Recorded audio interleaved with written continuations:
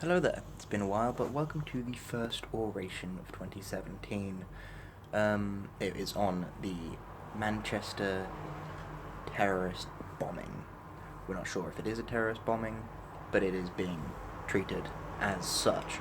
Uh, Basically, I have done the very small amount of research. Apparently, 22 people have died and upwards of 50 people have been injured.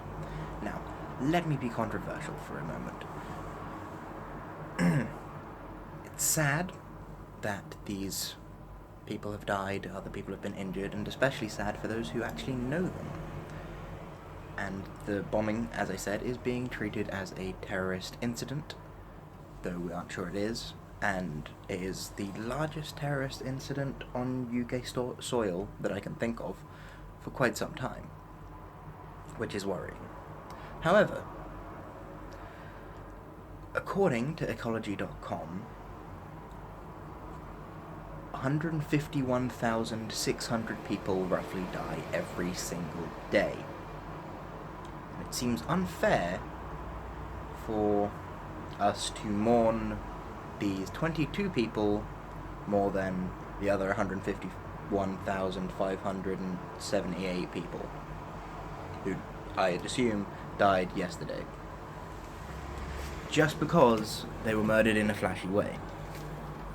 Because sure, there were probably other people who got murdered. There were probably people who died at war, people who died of illness, old age, suicide. All of these people get no publicity, whereas those who died in a bomb attack get a lot. And it just seems that we ignore everyone else, which doesn't seem fair to me. And yeah, it's a horrible thing for 22 people to die. Sure, this is going to sound awful, but it helps with population control and overpopulation problems, but that doesn't make it a nice thing. It's not a nice thing. And I'm proud of everyone who has offered to help, but here's the thing. We complain about the NHS and its healthcare, we don't donate enough to charity. Would you offer to shelter someone random if they came up to you on the street, like, said they couldn't get back to wherever they were? Most people I know wouldn't, because they'd be scared of them, like, robbing them, killing them, etc. But, in the event of this, there is, I believe, thousands of people who have been like, yeah, sure, if you're in Manchester and you need to stay somewhere, then fine, you can stay with me. At least that's what I've heard on BBC reports. And as I said, it's just not fair, really. And it points out one of humanity's greatest flaws, in my opinion, which would be if something flashy happens, it grabs our attention and we react to it. Whereas the day-to-day mundane things, even if it does include the deaths of 150,000 people plus, just doesn't. Because, well, it's not happening to me, so it doesn't affect me, right?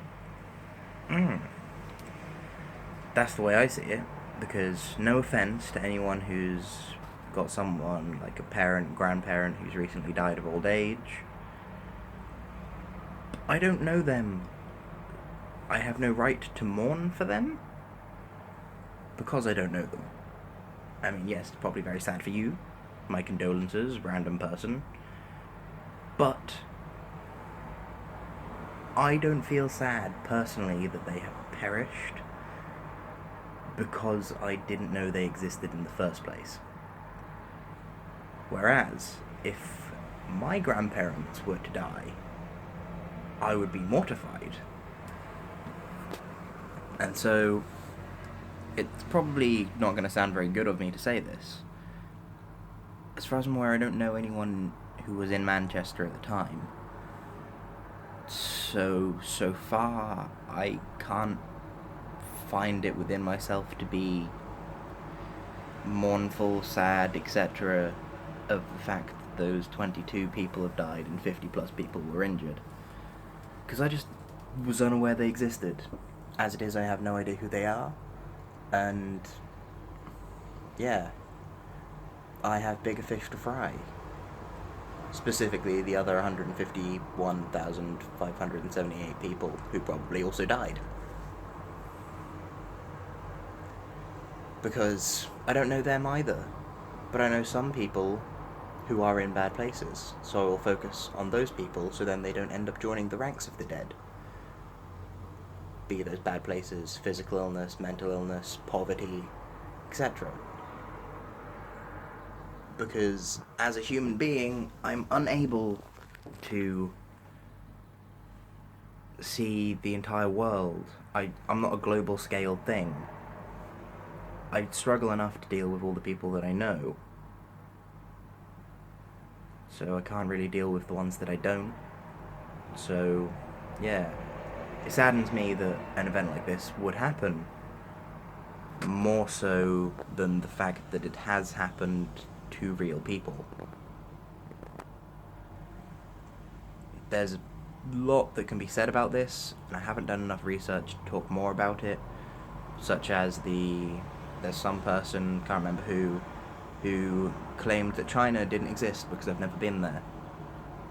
And you couldn't prove them wrong without taking them there. So, there's that, which you can extrapolate whatever you want from. Obviously, I'm not saying that these people never existed. I'm just saying, as far as I'm concerned, my personal existence has not changed through theirs ending. I mean, sure, butterfly effect, it's probably changed my future drastically to how it would have been without this incident. But as I said, I've got to deal with what I can rather than what I can't.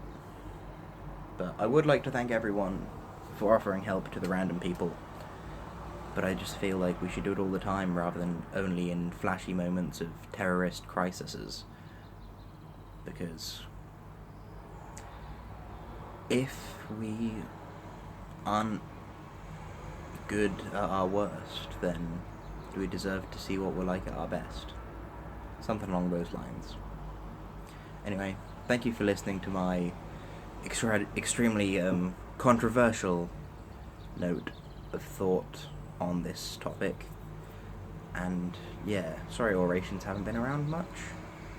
I'm gonna stop doing this now and probably play The Surge because it's a fun video game and it will distract me from the fact the world is incredibly morbid, which is something that came across me today. Anyway, I'll catch you cats on the flip-flop. Goodbye.